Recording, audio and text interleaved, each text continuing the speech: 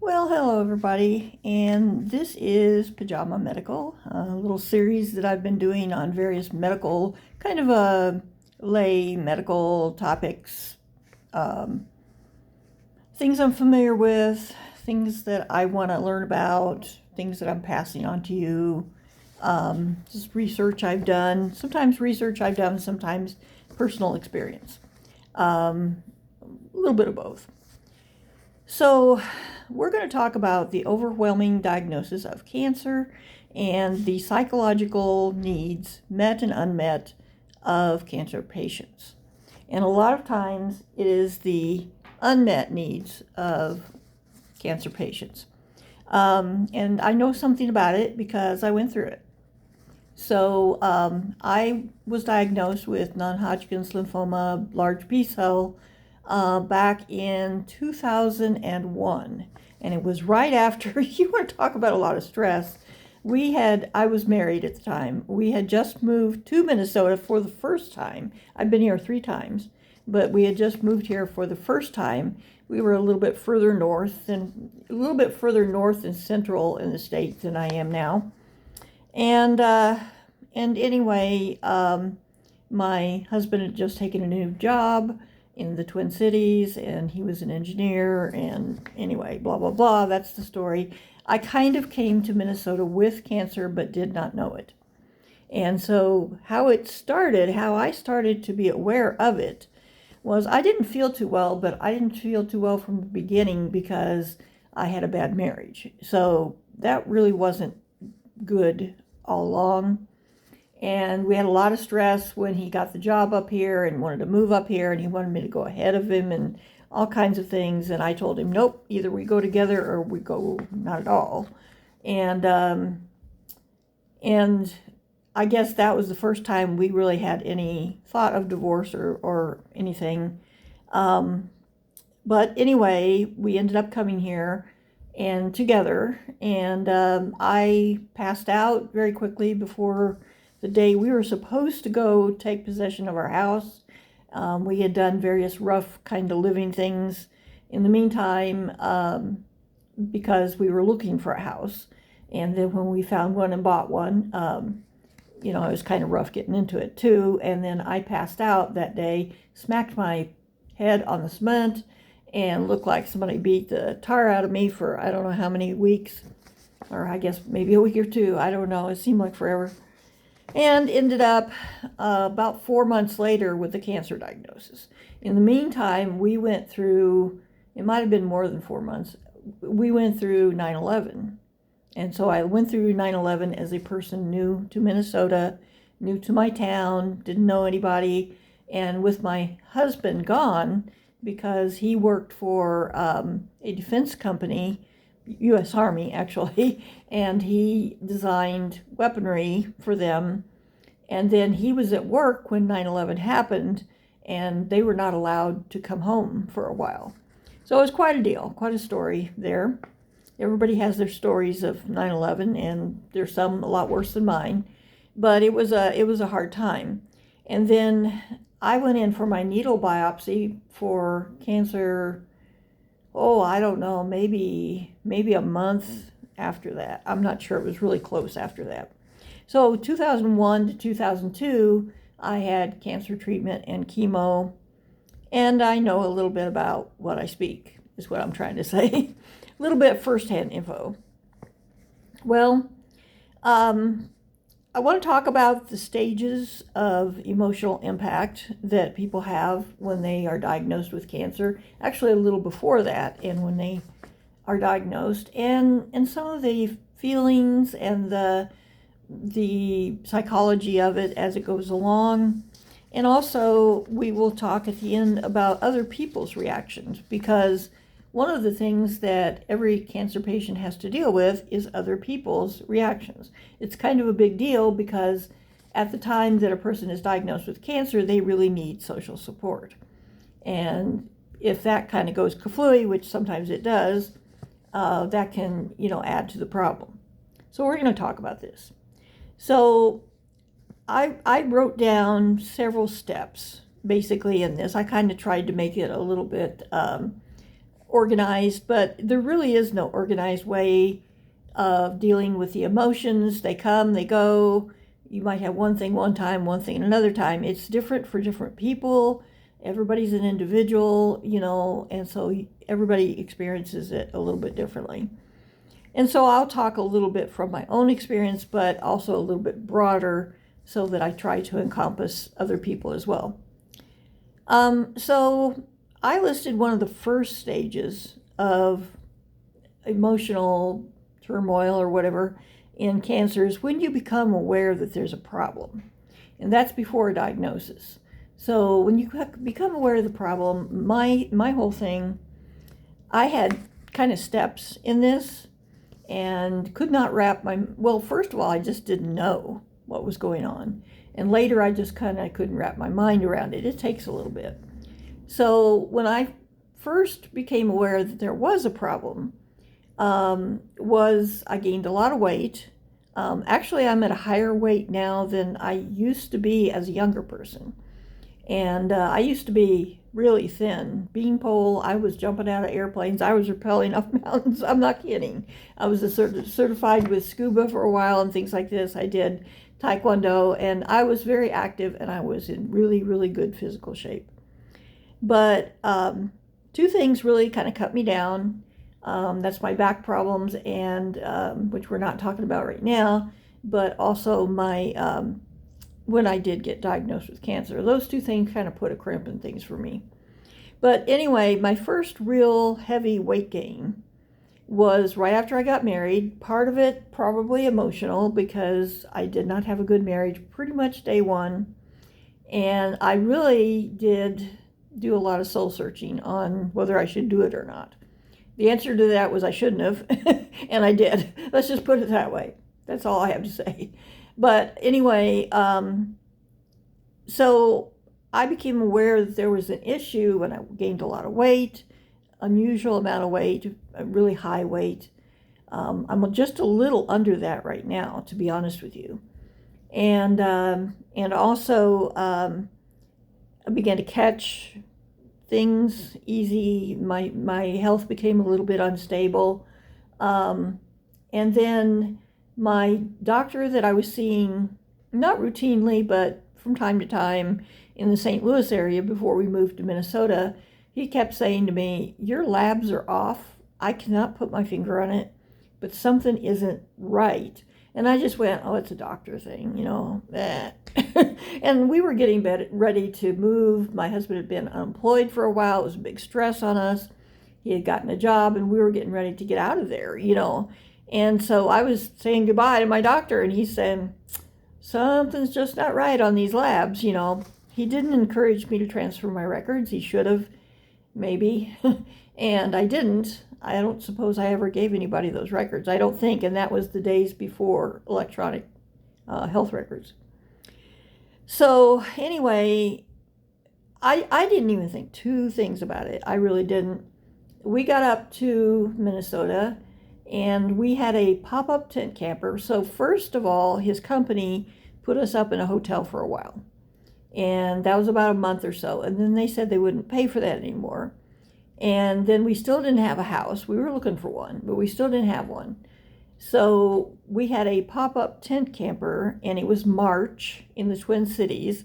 I'm sure that where I'm talking about this at, people are going to have some sympathy here because it was cold. And that particular year, we were having heavy rains and floods. And so the snow was melting. It was muddy. It was nasty.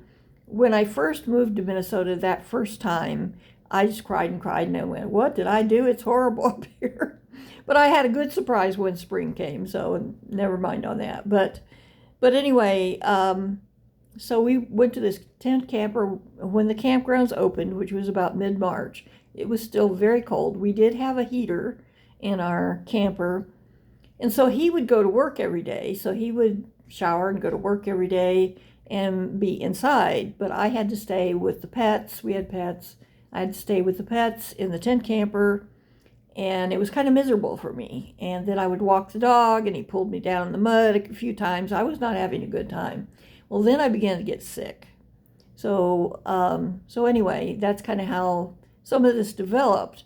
Well, so finally, my ex-husband got us into something like what I'm in right now. Because I had kind of a long-term suite type hotel, and we stayed there until we got our house. And the day we got our house, I passed out. I literally passed out, and I mean passed out, smacked my face on the cement, and that was when I really knew there was a problem. And then after all that, and we got moved into our house, in about a month, these really hard lumps came up behind my ears. And that was when I felt those. They were not like anything I'd ever had before. You know, you can have an infection and maybe it swells a little, but that's not, they were very hard, obvious lumps. And I just went, oh, that is not right. Well, then I had a hard time with the doctors. So one of the things I want to say on stage 1 is the awareness that there is a problem, the fear of the unknown because you don't know what the problem is. You know there is one, but you don't know what it is. And also the frustration of trying to get it addressed and trying to get someone to pay attention. And I had a hard time with that. We were new to the Twin Cities area. He had insurance, I had insurance. He had a HMO. It was really pretty decent, but for some reason I was telling the doctors, well, I have these weird lumps, and they wouldn't even examine them. I don't know why. All they had to do was put their hands on it. They wouldn't even do it. And I went through 4 months of them saying, oh, it's just an infection, here, take this antibiotic. They did not take me seriously, and that is a very hurtful period for me. So there was also a lot of anger and frustration, and fear. And them not addressing the problem made it worse. So I will tell you that. So finally then, in my case, my husband forced the issue. And then once they examined me, I could immediately see it on her face. And after that, everything went crazy. So I'd say fear of the unknown, I have as step 2, and I've had that actually listed in several places. Also, frustration, and once you get the diagnosis, there is shock and there is denial. And in my case, my father had died of a really horrible cancer. It disfigured his face. It was pretty bad. It was really bad. And when I heard cancer, also my sister had it. She almost died from leukemia. And when I heard cancer, I was just like, spaz, because so many in my family had suffered. My father had actually died from it. My sister came close, and I was really afraid. And so they had to do a lot of talking to me. And my type of cancer was different. It was a little bit more related to my sister's, but it was different. And so in the end, I kind of settled down a little. But when they first diagnosed it, they did the needle biopsy. They did something really crazy. The day I did the needle biopsy, we had to go to the cities. So we lived in the suburbs. We had to go to the cities. By the time we got back home, there was a phone message saying, you have cancer and you need a surgical biopsy. Call us to schedule surgery. And it was so fast and so unexpected, I flipped. I was like, get away from me. Do not touch me. Do not come near me. Nobody does anything to anybody, to me. And this is kind of how I react, by the way, sometimes. And I was just like, nope, not doing it. Nope, goodbye. And so they were very wise. They pulled back for about a week. And then they called me again and said, look, you really need to do this. And then there was even more than that. I mean, this fear of the unknown is there the entire time. It was shock, denial, and I couldn't accept it, So after about a week, you let that simmer for a little bit, And then there was more fear of the unknown because the surgeon says, well, we're going to do a biopsy back here, and so there's a facial nerve, and if I hit it, and I may, you're going to look like you had a stroke for the rest of your life. And I'm, I don't know, late 30s, early 40s. And I was a lot prettier than I am now. I'm kind of ugly now, but I wasn't back then. And, that's another deal. That's another deal. You're going to have to live with this for the rest of your life. And I was still fairly young. I think I'm young now, even though nobody else does, but I do. And Lord have mercy, So that was another stage. So then once you get the diagnosis, well, I had the surgical biopsy. The day I went in, the surgeon feels down here and he says, "Oh, you have some lymph nodes down here. We can take it from down here. We'll bypass the nerve." Saved by the bell, you know what I mean?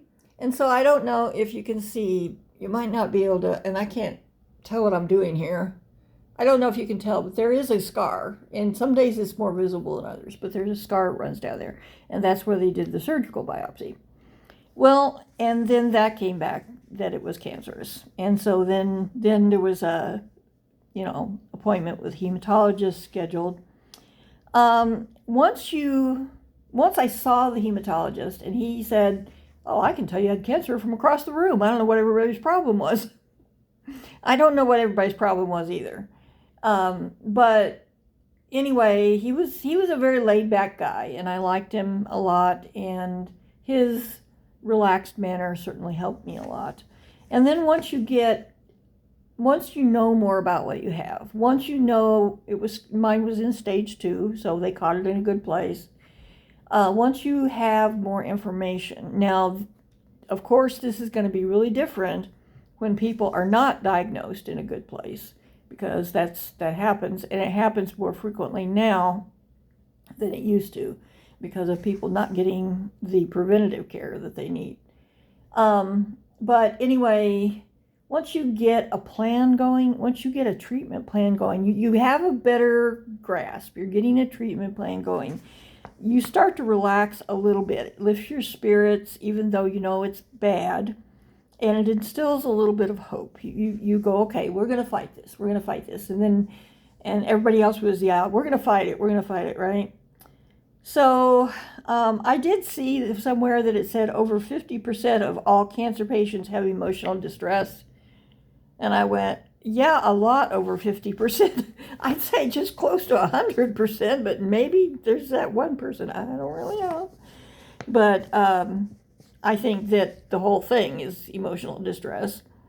So anyway, one of the other things that I think cancer patients really experience that I really did is a sense of disconnect, a sense of loneliness and isolation, because it really is a very personal experience. You can talk about it, you can relate to other cancer patients, but it is very personal, and it really almost doesn't happen exactly the same way, the same 2 times. It's very related to personal, how people do. And so it's really hard to talk about it to people. It's hard for them to listen. So that brings us to my final point, which is other people. Oh boy, I had experiences that I did not expect. I did not expect it. So it's hard enough for you as the person with cancer to accept what's going on. That's hard enough. But it's also hard on your relationships and on other people. It's equally as hard on them in a different way, but it is hard on them. And here's why. First of all, other people don't know what to do. They don't know what to do. I think that's the way with any major illness or major catastrophes. People don't know what to do. They're afraid they don't know what to say. And so sometimes they do nothing and they withdraw. And my family withdrew from me. And I thought I had a lot of family support. And I found out all the family problems and all the what they think of me and everything. I found out all of that kind of in one fell swoop, and it was really a bitter pill to swallow. But people are also afraid for their own mortality. So when you are facing something that could potentially be fatal, other people think about their own mortality, and it really bothers them. Because we're not really good at accepting that. I'm still not. And so people flounder. They flounder.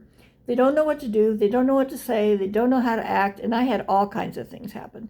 I had some people say, I'm going to do this for you, and I'm going to do it, and I'm going to do it. It was like, you don't have to. I'm fine. You don't have to. No, I'm going to do this. I'm going to do this. And it was just like, okay. So anyway, sometimes they suggest unproven advice that wouldn't be very good to take. Sometimes they force themselves on you, and sometimes they just say and do the wrong things. And so I had a reaction from my own mother. I thought, I'd call my mother and she'd hear that I had cancer and she'd say, oh, I'm so sorry, I'll be right there for you or whatever.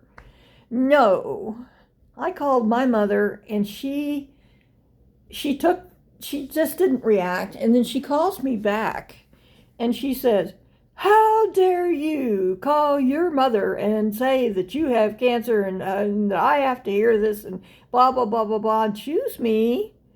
And I just sat there stunned. And later I found out my mother was starting through dementia. And I had no idea. So that was part of that, because she came to visit me. First she wouldn't come visit me, and then I guilted her a little bit because I really wanted to see my mom. And she lived in a state south of 2 states south. And so they did come to visit me. And when they did, I found out that my mom was going into dementia. Her behavior was erratic. And I looked at my stepfather going, what is going on? He hadn't really said anything, but he finally kind of pulled me aside.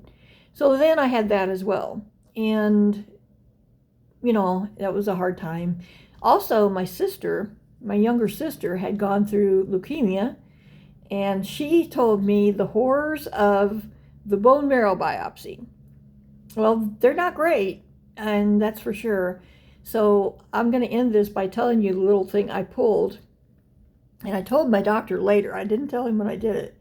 So they don't want to give you much in the way of pain medicine or anything to do this procedure, and it is a nasty one, because they're gonna drill down into your bone, and it's not going to be not painless. Let's just put it, or it is not going to be painless. I think I just said that right.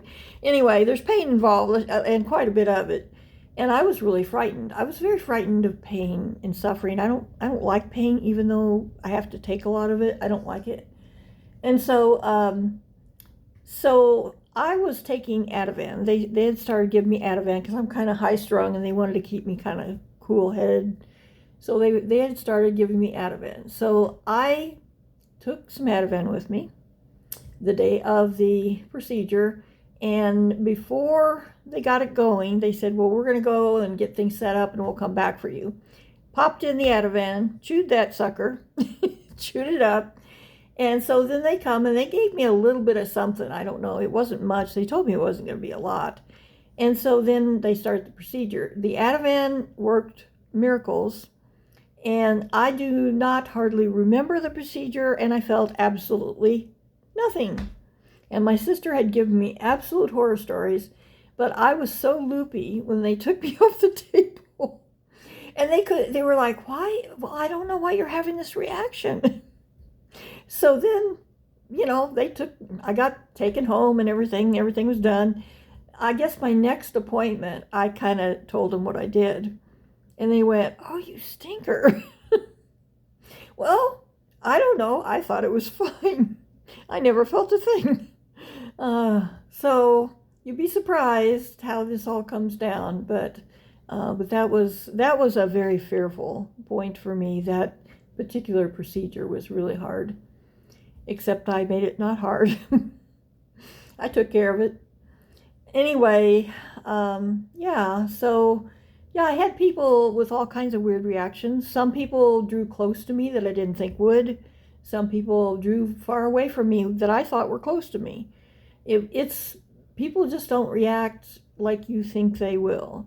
So I'm going to wrap this up and say that I think that psychologically, when you have a difficult diagnosis like cancer, and again, I'm talking about a good outcome here. Now, some people don't have a good outcome. Some people early in the game are going to hear some very bad news, and that does change things a lot. And I would say fear of the unknown is a big deal. Fear of the unknown, and frustration, anger, blame, um, you name it. There's a whole gamut of powerful emotions that you have to deal with. So when you have a cancer diagnosis, hold out hope if you can. Get your needs met the best way you can. But honestly, and I might talk about that another time, how to get your needs met. But honestly, welcome to chaos.